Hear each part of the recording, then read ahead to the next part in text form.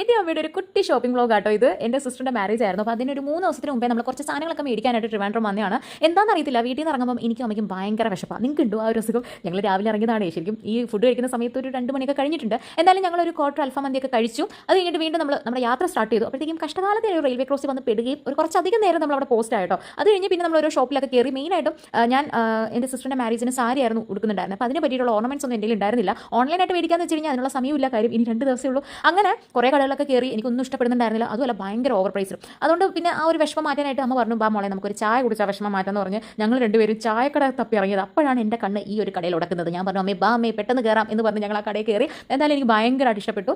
ഒരു അഫോർഡബിൾ പ്രൈസും ആയിരുന്നു. ഒരു മാല മേടിക്കാൻ ചെന്നാൽ ഞാൻ 2 മാലയായിട്ടാണ് ഇറങ്ങിയത്. അങ്ങനെ ഞാൻ അമ്മയെ സോപ്പ് ഇടുന്നതാണ് നിങ്ങൾ ഈ കാണുന്നത്. എന്തായാലും 2 മാലയൊക്കെ മേടിച്ചു. പിന്നെ ട്രിവാൻഡ്രം വന്നേലേ എന്തായാലും ഒന്ന് പോത്തീസിൽ കയറാമെന്ന് കരുതി പോത്തീസിലും കയറി. അമ്മയ്ക്ക് 2 സാരി എടുത്തു. അത് കഴിഞ്ഞിട്ട് ഞങ്ങൾ ഇറങ്ങി കേട്ടോ. ഞങ്ങൾ ശരിക്കും എൻജോയ് ചെയ്തു. എനിക്ക് ഏറ്റവും ഇഷ്ടം അമ്മയായിട്ട് ഷോപ്പിങ്ങിന് പോകാനാണ്. നിങ്ങൾക്ക് അങ്ങനെയാണോ? എന്തായാലും